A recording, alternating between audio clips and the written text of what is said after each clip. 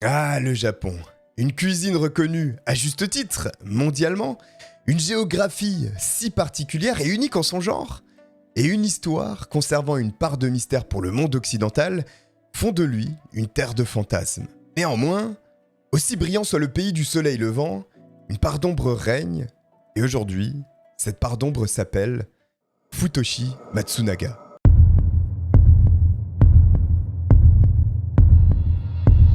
Notre histoire débute le 28 avril 1961 avec la naissance de Futoshi Matsunaga dans le sud du Japon, sur l'île de Kyushu, et plus précisément dans la ville de Kitakyushu, une petite ville côtière. Et contrairement à ce que l'on pourrait croire, la famille Matsunaga est à l'aise financièrement, se transmettant de génération en génération une petite entreprise florissante de tatami. Vous le comprenez alors? La situation du petit Matsunaga, si l'on doit la comparer à d'autres tueurs en série, est somme toute normale et même plutôt bonne. L'enfant bénéficie d'un parcours scolaire classique, il est même plutôt bon élève et ramène d'excellentes notes à la maison. Et Futoshi Matsunaga ne se détache pas des autres grâce à ses capacités scolaires, mais plus grâce à ses habiletés sociales. Déjà très jeune, Futoshi maîtrise l'art de la parole. Il obtient quasiment tout ce qu'il veut parce qu'il a une langue bien pendue et qu'il maîtrise les mots. Mais attention, ne vous méprenez pas, bien que ce soit un beau parleur, il est très bien vu. Il y a très peu de personnes qui le jalousent, très peu de personnes qui lui veulent du mal. Il est à un stade au-dessus où il arrive en plus à être très bien accepté. Néanmoins, le jeune Futoshi Matsunaga possède un caractère bien à lui, et il n'hésite pas à en faire part à ses professeurs lorsqu'ils le disciplinent pour avoir été trop bavard ou trop bruyant en cours. L'insolence du jeune homme est mise sur le compte d'un état d'hyperactivité. Il le justifie comme ça, sans voir pourtant qu'il y a un problème sous-jacent. Et ce problème est que Futoshi Matsunaga est en réalité un psychopathe. Et un psychopathe bien armé, puisqu'il n'a pas de remords, il est charismatique et dispose d'une intelligence relativement élevée. Et toutes ces prédispositions, Futoshi Matsunaga va les utiliser pour devenir l'un des plus grands manipulateurs que l'histoire ait connu.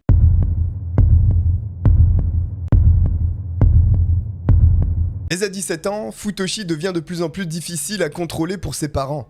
Il est hargneux, il n'hésite pas à répondre, et donc la famille décide de faire quelque chose pour essayer d'arranger cette situation. À 19 ans alors, et une fois le lycée terminé, ses parents décident d'arranger un mariage pour essayer de calmer et de canaliser Futoshi. Le voici alors marié, désormais avec une femme très bien. Un peu plus tard, Futoshi récupérera également l'entreprise familiale, mais dans les deux cas, que ce soit le mariage ou l'entreprise, une gestion désastreuse va venir un peu briser tout ça. Futoshi Matsunaga est un électron libre, et se retrouver bridé par les liens du mariage, cela ne lui plaît pas beaucoup. Il décide donc de tromper sa femme sans vergogne plusieurs fois, à plusieurs reprises, alors même que tous les deux ont un enfant. Un jour, alors que Futoshi est en train de faire du rangement, il tombe sur une ancienne photo de classe. Ses yeux restent alors rivés sur un visage en particulier, celui de Junko Ogata, une ancienne élève qui se trouvait dans la classe de Futoshi Matsunaga, et il décide alors de la contacter. Junko, au moment où Futoshi la contacte, est enseignante en maternelle. Elle ne mettra pas longtemps à tomber sur le charme des paroles de Futoshi Matsunaga, et les deux décideront de se voir en secret. Mais les intentions de Futoshi sont très loin d'être nobles. Il n'a pas uniquement contacté Junko Ogata parce qu'il l'a trouvée jolie.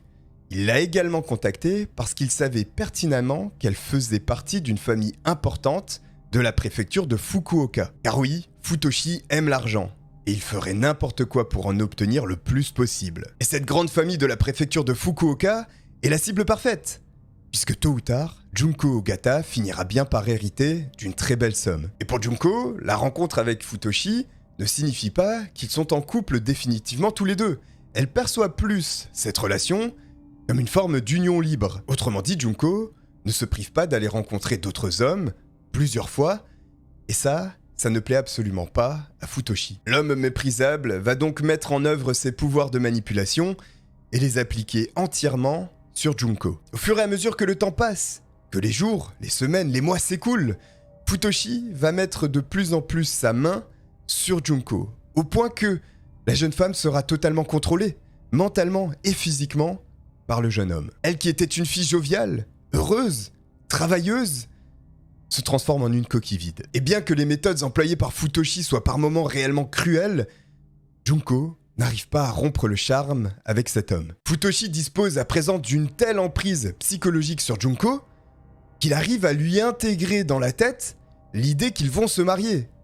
Et cela va plus loin, il arrive à la faire accepter. Mais Futoshi va faire face à un obstacle. Et cet obstacle n'est ni plus ni moins que la mère de Junko. Et oui, parce qu'elle a très bien lu le jeu de Futoshi, et elle n'approuvera jamais le mariage de cet homme avec sa fille. Néanmoins, Futoshi, très énervé, ne va pas en rester là. Mais il va avoir du pain sur la planche. Convaincre la mère de Junko de se marier avec lui, alors qu'elle est au courant que c'est un homme marié. Futoshi va alors essayer dans un premier temps d'essayer de présenter à la famille Ogata ses sentiments pour leur fille. Il va essayer de dire qu'il est réellement amoureux d'elle et qu'il quittera sa femme pour se marier. Et que quoi qu'il arrive, eh bien, il fera le maximum pour la rendre heureuse. Mais la mère de Junko n'est toujours pas convaincue. Les paroles de Futoshi, au contraire, renforcent son idée sur le fait que cet homme est un manipulateur et qu'il n'est pas là pour le bien de sa fille. Surtout qu'elle peut constater les dégâts, alors même qu'ils ne sont pas encore mariés.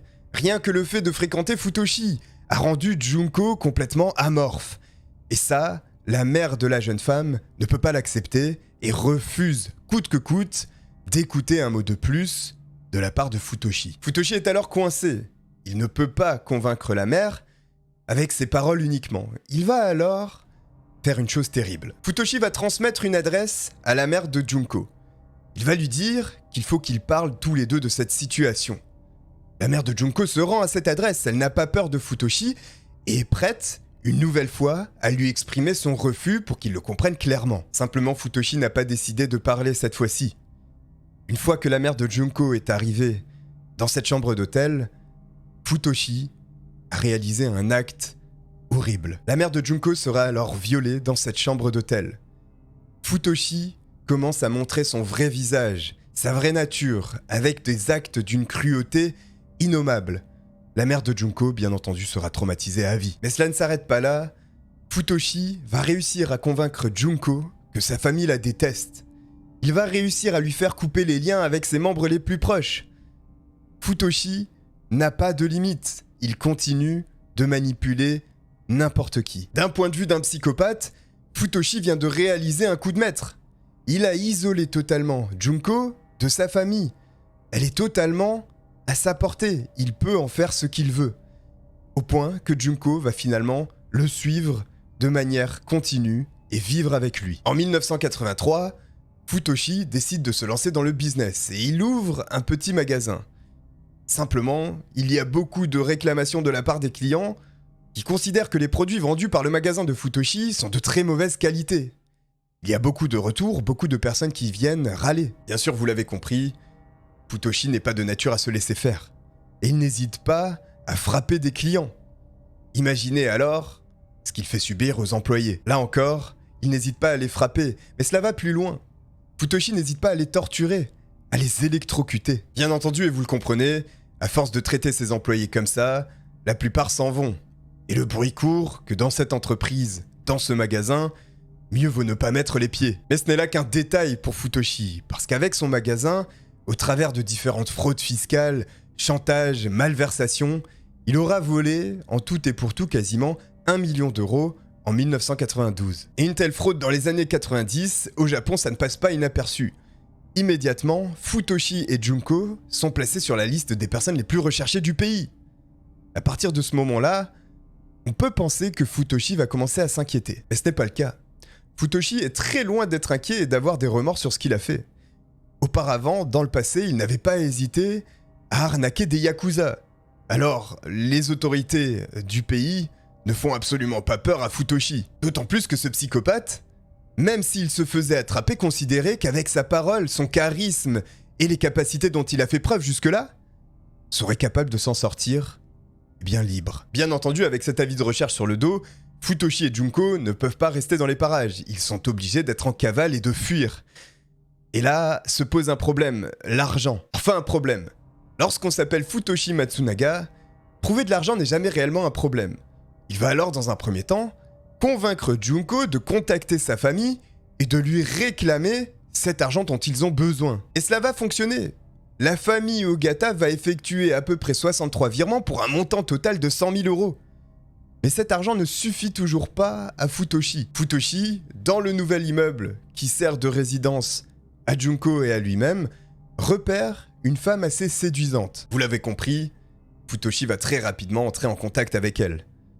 Et une nouvelle fois, la magie, entre guillemets, va opérer. Parce que bien qu'il apprenne que la jeune femme soit mariée, avec 3 enfants, ça n'arrête pas Futoshi qui, par ses paroles, va réussir à la convaincre de venir habiter avec lui. Et oui, effectivement, il y a Junko également dans cet appartement. Et Futoshi va réussir à faire croire à cette femme que Junko est en réalité sa sœur. Futoshi a donc réussi à convaincre une femme mariée avec 3 enfants de venir s'enfuir avec lui pour le rejoindre dans cet appartement avec Junko. 5 mois plus tard, l'un des 3 enfants meurt dans des conditions mystérieuses. On ne sait absolument pas ce qu'il s'est passé. Les 2 autres enfants sont alors renvoyés auprès de leur père. Et quelques temps plus tard, la femme sur laquelle Futoshi avait son emprise meurt également dans des conditions mystérieuses. On comprendra plus tard que la motivation de Futoshi était une nouvelle fois autre que simplement rencontrer une femme, puisque en 11 mois de vie commune avec elle, il avait réussi à lui escroquer 145 000 euros, soit environ plus de 11 millions de yens. Bien qu'aucune preuve n'incrimine Futoshi directement dans ces décès mystérieux, beaucoup pensent que ce sont là les premiers sangs du jeune psychopathe. La gravité des choses va réellement s'amplifier à partir de ce moment-là.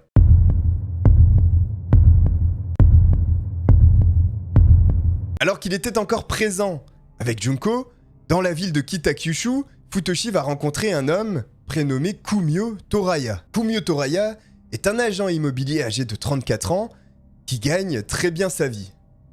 Vous venez de le comprendre, Futoshi ne va pas hésiter à mettre le grappin sur lui. Et bien que dans un premier temps Futoshi et Kumio soient de réels amis, Kumio va commettre une grave erreur. Il va se confier à Futoshi et il va lui expliquer qu'il doit de l'argent à des personnes peu recommandables. La brèche est alors grande ouverte et Futoshi ne va pas hésiter pour s'infiltrer dedans.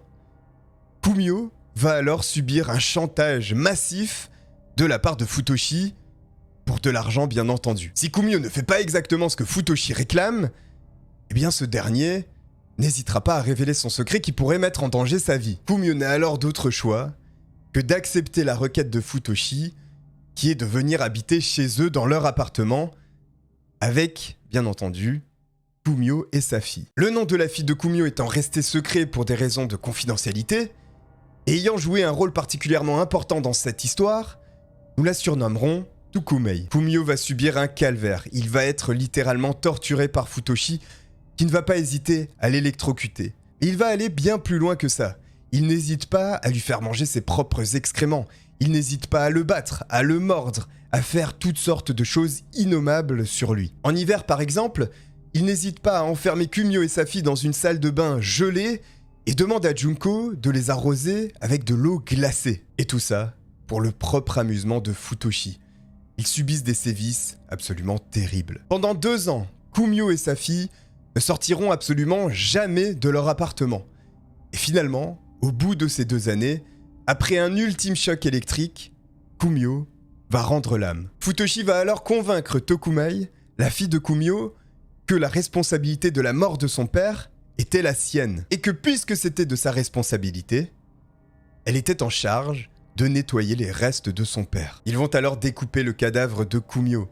La jeune fille va participer à ça. Ils vont ensuite faire bouillir les morceaux et des voisins vont venir se plaindre.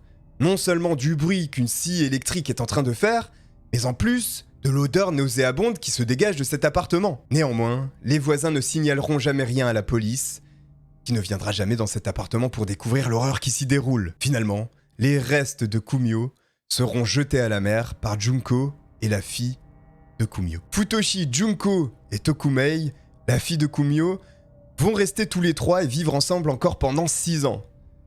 Néanmoins, ils auront un pseudonyme, le nom Hashimoto, en couverture afin de ne pas être découverts. Bien entendu, là-dedans, Futoshi continue de manipuler les jeunes femmes.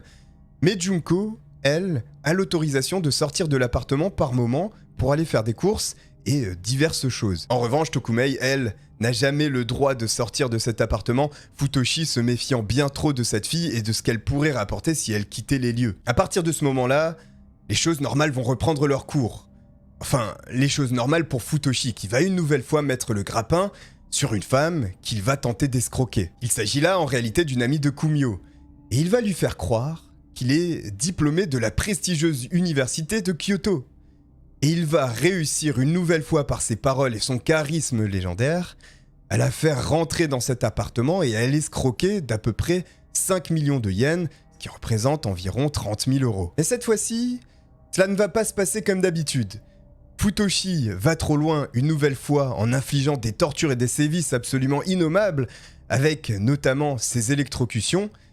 Ça, c'est trop pour la jeune femme qui décide de s'échapper. Et elle va réussir. En passant par une fenêtre de la bâtisse et en sautant à travers, elle va parvenir à quitter les lieux et à s'enfuir. Futoshi peut alors se faire du mouron. Mais lorsque la police débarque à l'appartement, eh bien il n'y a plus personne depuis longtemps. Futoshi, Junko et Tokumei se sont enfuis depuis un bon moment. On en arrive maintenant à la partie de cette histoire où réellement l'horreur est à son apogée. Et où, également, Futoshi va déployer ses pouvoirs maléfiques de manière exécrable.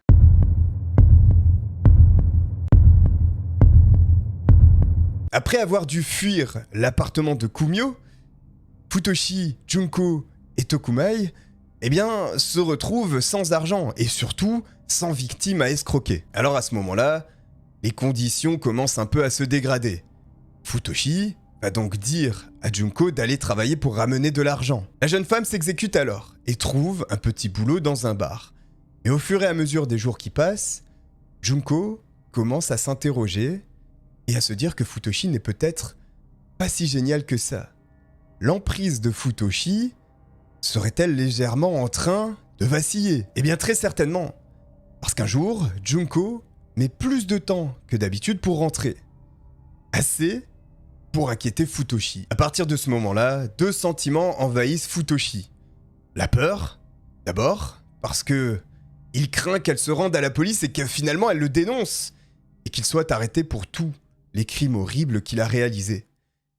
Et ensuite, il ne peut pas accepter que Junko, sa marionnette, sa victime préférée, celle sur qui il a une emprise inébranlable, puisse s'extirper de celle-ci justement, et finalement se dresser à lui. Mais alors que Junko ne rentre pas, Futoshi sait exactement où aller pour résoudre cette situation. Il se rend chez la famille de Junko. Il va rendre visite à la famille Ogata et à la mère Shizumi. Évidemment, Junko ne se trouve pas au domicile de ses parents. Et bien entendu, également, Shizumi Ogata n'allait pour rien au monde dire à Futoshi où se trouvait sa fille. Futoshi a beau tout essayer, mettre en place les plus beaux stratagèmes, ses plus belles paroles, rien n'est fait, Shizumi Ogata ne lâchera pas l'affaire parce qu'elle connaît le personnage. Futoshi va même jusqu'à dire que la réputation de la famille Ogata est en jeu, puisque Junko est une meurtrière, et que s'il ne la retrouve pas, cette réputation sera en ruine.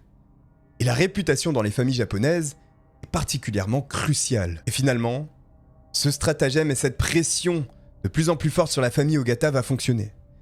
Futoshi aura menacé de révéler au grand jour toute cette histoire qui aurait ruiné la réputation des Ogata sur toutes les générations à venir. La deuxième partie du piège va alors se déployer.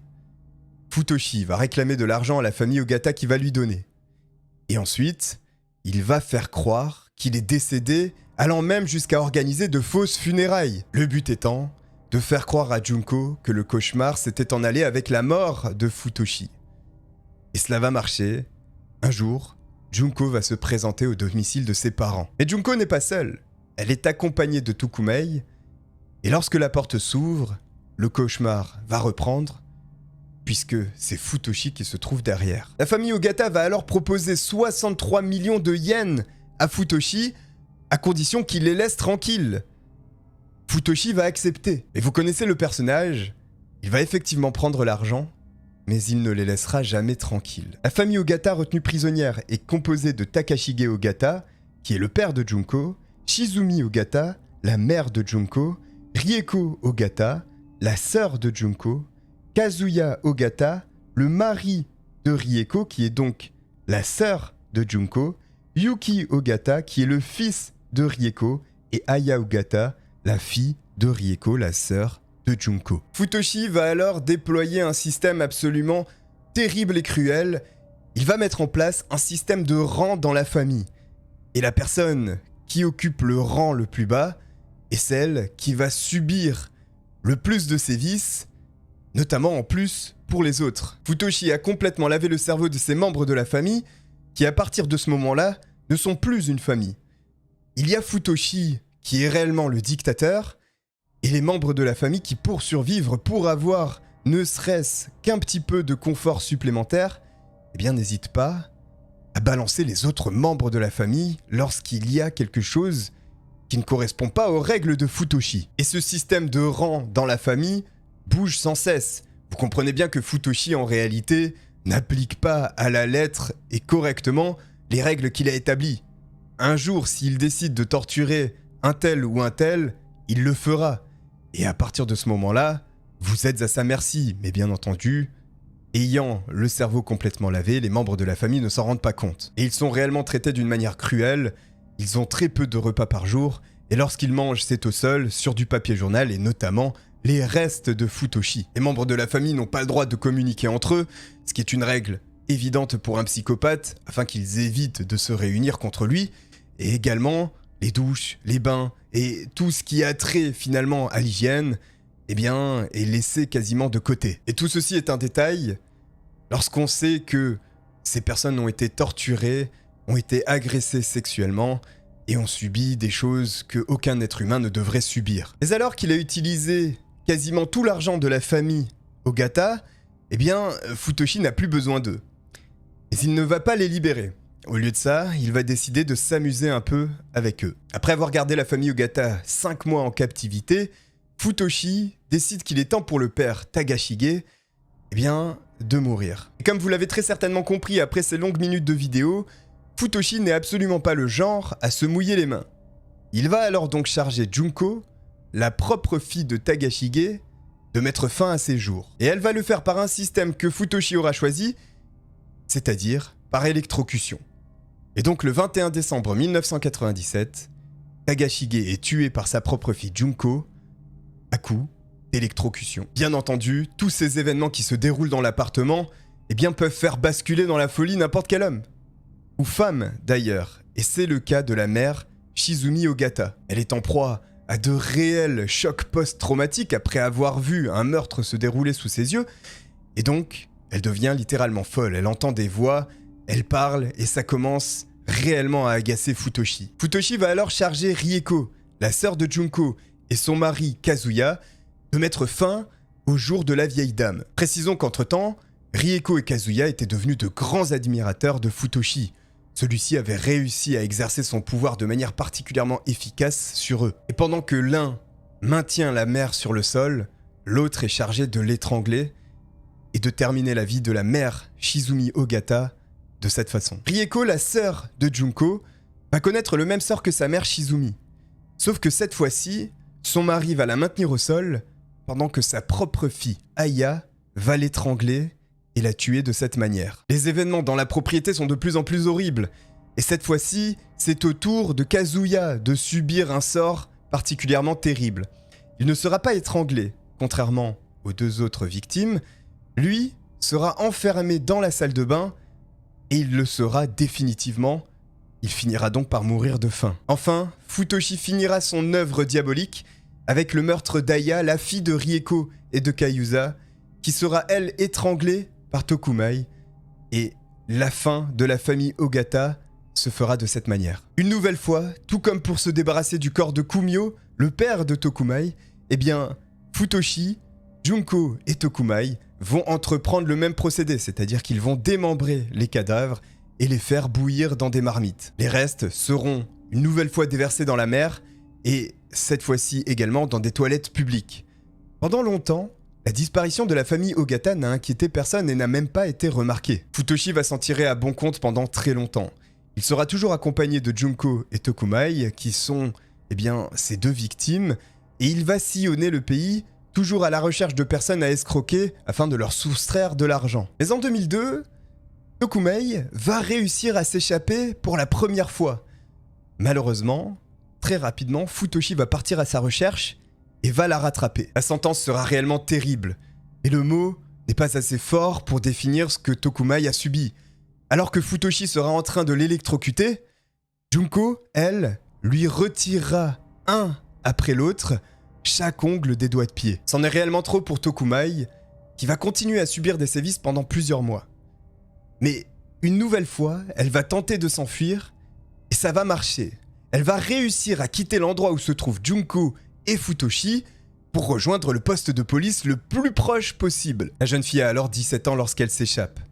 Et elle va raconter absolument tout à la police. Une histoire qui fait froid dans le dos et qui va permettre ensuite d'arrêter Futoshi et Junko. Bien entendu, Tokumai qui avait réussi à s'échapper et qui était allé au poste de police pour raconter toute cette histoire effroyable et livrer justement aux enquêteurs Futoshi et Junko ne sera jamais inculpée de quoi que ce soit puisqu'elle avait été sous l'emprise de Futoshi et elle avait été forcée de commettre ces abominations. Ce qui n'est pas le cas de Junko, parce que Junko a eu plusieurs occasions de s'échapper et de se rendre à la police pour éventuellement, dénoncer Futoshi. Elle ne l'a pas fait, alors qu'à plusieurs reprises elle aurait pu, comme lorsque vous vous en souvenez, elle était libre d'aller travailler dans un bar. Effectivement, elle s'était échappée, mais elle ne s'était jamais rendue à la police pour dénoncer le terrible mari. Et Junko ne va d'ailleurs absolument pas nier les faits, elle va tout reconnaître devant la justice. En revanche, ce n'est pas le cas de Futoshi. Son ego surdimensionné l'a certainement amené à refuser et à exprimer toute son opposition sur les faits qui lui étaient reprochés. Malheureusement, cela ne va pas suffire cette fois-ci. Malgré le fait qu'aucun corps n'ait jamais été retrouvé, puisque, vous le savez, il a dissous la plupart des preuves, les témoignages de Junko et de Tokumai sont suffisants pour inculper Futoshi. Futoshi et Junko sont alors reconnus coupables des meurtres qu'ils ont perpétrés. Et les deux vont connaître la même sentence. La peine de mort sera prononcée à leur encontre. Et la peine de mort au Japon à cette époque, c'est la pendaison. Mais en 2007, les deux vont faire appel. Et il va falloir distinguer les deux cas, puisque Futoshi, lui, considère qu'il faut revoir le procès, il faut revoir l'ensemble des faits. Il n'est absolument pas coupable dans cette histoire, ce que le juge ne retiendra pas et confirmera la peine de mort par pendaison. En revanche, pour Junko, la situation va un peu changer. Bien évidemment, le juge continue de reconnaître la culpabilité de Junko dans les meurtres qu'elle a commis, mais sa sentence va légèrement changer. Elle ne sera plus condamnée à mort, mais elle sera condamnée à de la prison à perpétuité. Futoshi était réellement un cerveau malade qui, uniquement par manipulation, a réussi à contrôler d'autres humains pour leur faire accomplir des choses totalement inhumaines. Et à l'heure actuelle, Futoshi attend encore que la peine de mort soit exécutée. Il est toujours enfermé en prison au Japon, et c'est très bien comme ça. Voilà, j'espère que cette histoire qui fait froid dans le dos et où on se rend compte que finalement la nature humaine peut être particulièrement terrible, vous aura quand même plu dans le récit. J'espère que vous n'hésiterez pas à liker cette vidéo et à vous abonner en activant la petite cloche pour ne pas manquer la suite des vidéos à venir. En attendant, je vous remercie de m'avoir regardé et je vous dis à bientôt. Bye.